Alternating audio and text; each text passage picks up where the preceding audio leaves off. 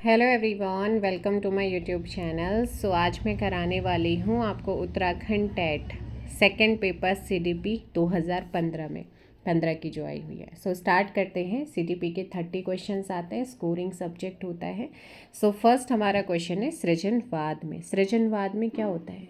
सृजनवाद शिक्षा के क्षेत्र में एक ऐसी विचारधारा है जो बाल केंद्रित शिक्षा को पोषित करती, अर्थात इसमें शिक्षक अधिगम प्रक्रिया का जो केंद्र बिंदु होता है वो कौन होता है?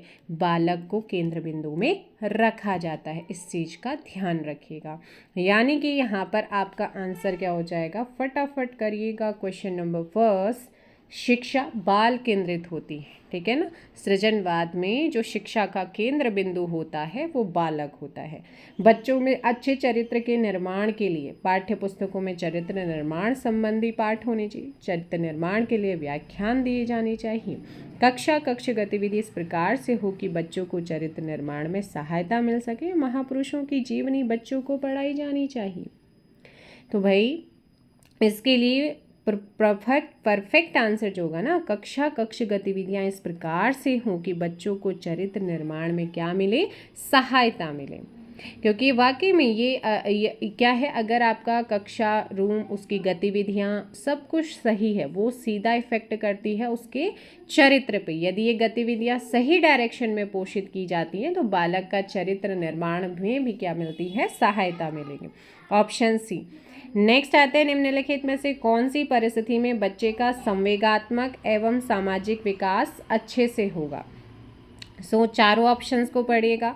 सो वो कौन सी परिस्थिति जिसमें बच्चे का संवेगात्मक और सामाजिक विकास अच्छे से होगा? जब बच्चे को महत्वपूर्ण माना जाए और उसकी भावनाओं का सम्मान किया जाए, जब बच्चे को अधिक से अधिक पढ़ने को कहा जाए, जब बच्चे की कक्षा में अच्छे अंक आ जाए, या जब बच्चे को उसका बौद्धिक स्तर के अनुसार बढ़ाया जाए।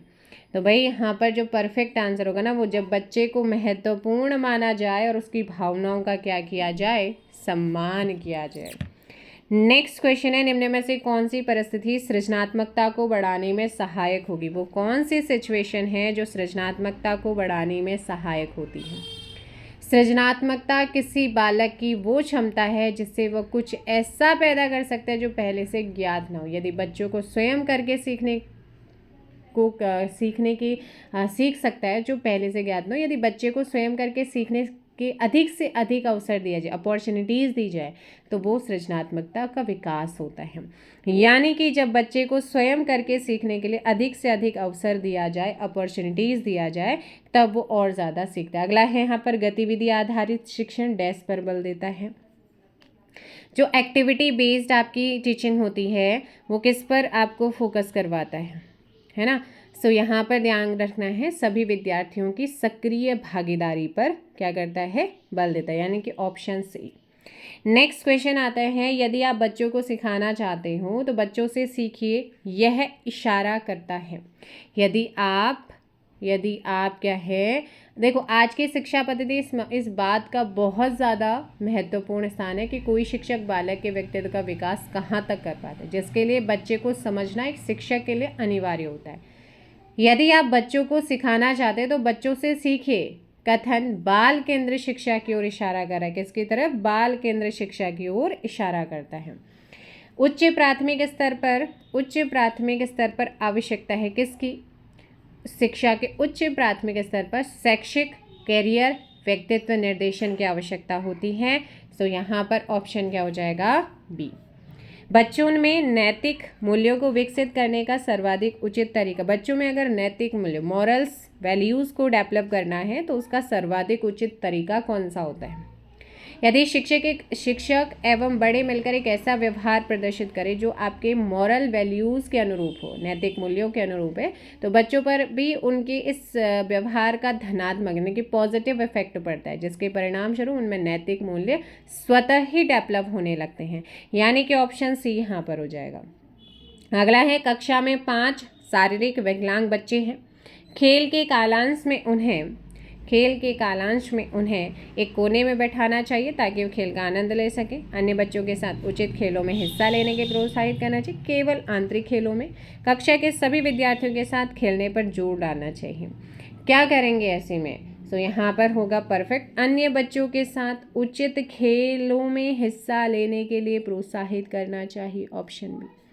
जीन पियाजे के अनुसार अनुकूलन डैश होता है। जीन पियाजे के अनुसार अनुकूलन, पियाजे का मानना था कि बच्चा जन्म से ही वातावरण की अनिश्चितता को दूर करने के लिए अनुकूलन करता है और यह अनुकूलन आत्मसातकरण और व्यवस्थापन द्वारा होता है, यानी कि यहाँ पर ऑप्शन डी क्या है, परफेक्ट हो जाएगा।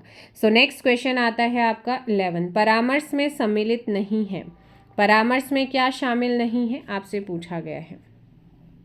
क्वेश्चन नंबर 11, जल्दी से आंसर दीजिएगा। बच्चे को अनुशासन में रखना है ना, बच्चे को अनुशासन में रखना परामर्श में शामिल नहीं होता है, ऑप्शन ए। राज्य स्तर पर कक्षा 1 से आपके 8 तक की पाठ्यचर्या का निर्माण करती है, कौन करती है? NCERT करती है, ऑप्शन ए क्या है आपका, SCERT करती, NCERT नहीं करती, SCERT, यानी कि 12th का ऑप्शन आपका ए हो जाएगा। ठीक है, ए परफेक्ट आंसर होगा। अगला क्वेश्चन है यहाँ पर कि मध्याह्न भोजन के दौरान उच्च जाति के विद्यार्थी निम्न जाति के विद्यार्थियों के साथ एक पंक्ति में भोजन करने से इनकार करते हैं, तो आप क्या करें? आप पृथक बैठक व्यवस्था करने हेतु सहमत हो जाएंगे? नहीं। आप उच्चाधिकारियों से निर्देशन प्राप्त करेंगे?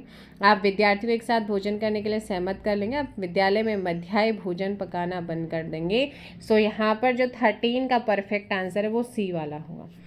विज्ञान में मोनिका की संप्राप्ति अच्छी है किंतु गणित में खराब है, इसका प्रमुख संभाव्य कारण हो सकता है, तो इसका हो सकता है कि बालिकाएं प्राय गणित में कमज़ोर होती हैं, ऐसा नहीं होता है। ठीक है, मोनिका के माता पिता अशिक्षित, इससे कोई फर्क नहीं पड़ता है। गणित शिक्षण प्रभावी नहीं है, गणित कठिन विषय, तो गणित शिक्षण प्रभावी भी कहीं नहीं हो सकता है। मैथ्स का जो पढ़ाने का तरीका होता है वो सही ना, ऑप्शन सी यहाँ पर क्या हो जाएगा, परफेक्ट होगा। एक शिक्षक की नियुक्ति सुदूर गांव में की जाती है जहां पर ग्रामवासी अशिक्षित हैं। विद्यालय भवन एवं पेयजल का भी अभाव है, गांव में कार्य करने में सबसे बड़ी बाधा है विद्यालय भवन का अभाव, अशिक्षित माता पिता, समस्या समाधान हेतु प्रेरणा का अभाव, पेयजल सुविधा का अभाव। सो ऐसे में जो है, जो आपका परफेक्ट आंसर बनता है वो है समस्या समाधान हेतु प्रेरणा का अभाव, ऑप्शन सी। कोलबर्ग के अनुसार सही और गलत प्रश्न के बारे में निर्णय लेने में शामिल चिंतन प्रक्रिया को क्या कहा जाता है ना? कोलबर्ग के अनुसार नैतिक तर्कणा सही और गलत के बारे में निर्णय लेने में शामिल एक चिंतन प्रोसेस है। सो नैतिक तर्कणा आंसर।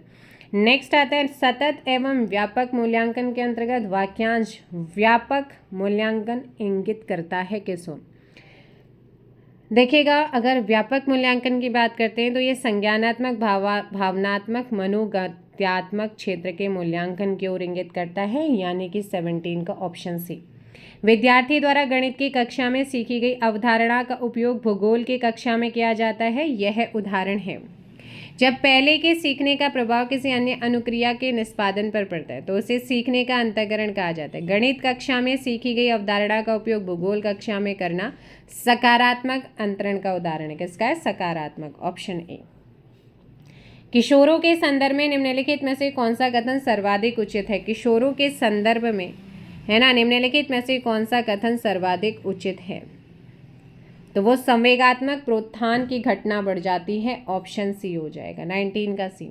व्यक्तित्व विकास डैश में एक महत्वपूर्ण भूमिका का निर्वाह करता है। व्यक्तित्व विकास में डैश एक महत्वपूर्ण भूमिका का निर्वाह करता है। सो क्वेश्चन नंबर 20 आनुवांशिकता और वातावरण के मिश्रण का। नेक्स्ट क्वेश्चन है शिक्षक की सबसे मुख्य जिम्मेदारी क्या है? शिक्षक की सबसे मुख्य जिम्मेदारी, आज शिक्षा प्रक्रिया में शिक्षा का केंद्र बिंदु क्या है? शिक्षक नहीं बल्कि विद्यार्थी है, शिक्षार्थी है, स्टूडेंट है।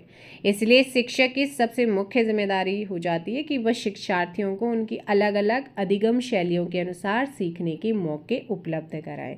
सो यहाँ पर ऑप्शन क्या हो जाएगा आपका? बी। विचार न केवल भाषा को निर्धारित करते हैं बल्कि उसे आगे भी बढ़ाते हैं, है ना। जो विचार, जो थॉट है, न केवल लैंग्वेज को निर्धारित करते हैं बल्कि उसे आगे भी बढ़ाते हैं। ये विचार किसके द्वारा रखा गया था? ये जीन पियाजे ने रखा था। ऑप्शन यहाँ पर हो जाएगा सी। कक्षा में प्रभावी अनुशासन बनाए रखने के लिए शिक्षक को करना चाहिए कि विद्यार्थी जो करना चाहता है करने दें, या फिर विद्यार्थियों से कड़ाई से व्यवहार करें, विद्यार्थियों को समस्या हल करने के लिए दें। सो यहाँ पर आपका क्या आंसर होगा 23।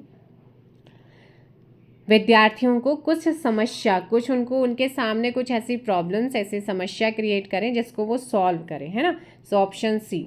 सामान्य विद्यार्थियों के साथ यदि आपको एक नेत्र बाधित विद्यार्थी को पढ़ाने का अवसर प्राप्त है तो आप उससे कक्षा में किस प्रकार का व्यवहार करेंगे, उसके साथ किस टाइप का व्यवहार करेंगे, उस पर अतिरिक्त ध्यान नहीं देंगे क्योंकि इससे अधिकांश की पढ़ाई में बाधा गलत है। कक्षा में उसके साथ सहानुभूति तो बिल्कुल नहीं रखनी है। आप सोचेंगे कि अंधापन उसकी नियति ही थी और कुछ नहीं कर सकते, या फिर आगे वाली पंक्ति में उसके बैठने की व्यवस्था करेंगे और उसकी सुविधा के अनुसार गति से उसको पढ़ें। बिल्कुल सही है कि भाई सबसे पहले तो जब ऐसे स्टूडेंट्स होते हैं तो उनको आगे की पंक्ति में बैठाया जाए और साथ ही उनकी गति और अपनी गति में थोड़ा सा तालमेल बैठाया जाए। तो यहाँ पर ऑप्शन डी होता है। विकास पर आनुवंशिकता के प्रभाव की सीमा का सबसे अच्छा वर्णन निम्नलिखित में से किसके द्वारा होता है। विकास पर, डेवलपमेंट पर आनुवंशिकता, जेनेटिक्स का इफेक्ट की सीमा का सबसे अच्छा वर्णन किसके द्वारा होता है। सो यहाँ पर आप ध्यान रखना, आनुवंशिकता निर्धारित करती है कि कोई कितना विकसित होगा। आनुवंशिकता निर्धारित करती है कि किसी को कितना विकसित किया जा सकता है ना।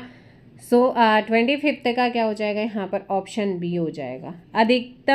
अधिकतम प्रबलनकारी प्रभाव के लिए दिया जाने वाला रिवॉर्ड होना चाहिए। अधिकतम प्रबलनकारी प्रभाव के लिए दिया जाने वाला, प्रबलन मतलब उद्दीपन, स्टिमुलस से है, जो किसी अनुक्रिया को भविष्य में होने की संभावना को बढ़ाता है। अधिकतम प्रबलनकारी इफेक्ट जो है रिवॉर्ड उत्तर प्राप्त करने के तुरंत बाद होना चाहिए। उत्तर प्राप्त करने के तुरंत बाद होना चाहिए, यानी कि ऑप्शन ए हो जाएगा। नया प्रगतिशील शिक्षा शास्त्र प्रदर्शित करता है किसको। जो नया प्रगतिशील शिक्षा शास्त्र है वो किसको प्रदर्शित करता है। तो ये अधिगम के लिए निर्धारण को 27 का सी। 5वीं कक्षा से ऊपर के विद्यार्थियों द्वारा की गई त्रुटि को डैश का संकेत माना जाना चाहिए कि उनकी अधिगम कुशलता में कमी है, उनका अधिगम चरण, उनकी अधिगम अक्षमताएं, अधिगम के प्रति उनका अबोधता। तो वह उनका अधिगम चरण का संकेत उसको मानना चाहिए 28 का बी। नेक्स्ट क्वेश्चन आता है 29। आइएगा यहाँ पर, विज्ञान एवं कला प्रदर्शनियाँ, संगीत एवं नृत्य प्रस्तुतियाँ, विद्यालय पत्रिका निकालना डैश के लिए है। विद्यार्थियों को सृजनात्मक मार्ग उपलब्ध कराने के लिए। अगला इन द लास्ट क्वेश्चन है, समावेशी शिक्षा उस विद्यालय शिक्षा व्यवस्था की ओर संकेत करती है। समावेशी शिक्षा उस विद्यालय शिक्षा की ओर संकेत करती है किस, है ना। समावेशी शिक्षा विविधता को प्रोत्साहित करती है ना, जिसमें सभी बच्चों को उनकी शारीरिक, बौद्धिक, सामाजिक, भाषिक आदि परिस्थितियों को ध्यान में रखे बिना, है ना, साथ मिलकर आगे बढ़ने का समुचित अवसर मिलता है। यानी कि अगर यहाँ पर बात करते हैं हम कि जो उनकी शारीरिक, बौद्धिक, सामाजिक, भाषिक या विभिन्न योग्यता स्थितियों को ध्यान में रखे बिना सभी बच्चों को उसमें शामिल करना, मतलब समावेशी शिक्षा है कि वो चाहे मंद बुद्धि हो, प्रतिभावान बालक हो या नॉर्मल बच्चों, कैसे भी बच्चों, उन सबको एक साथ एक कक्षा में शिक्षा देना ही समावेशी शिक्षा और उस विद्यालय शिक्षा की ओर संकेत करती है।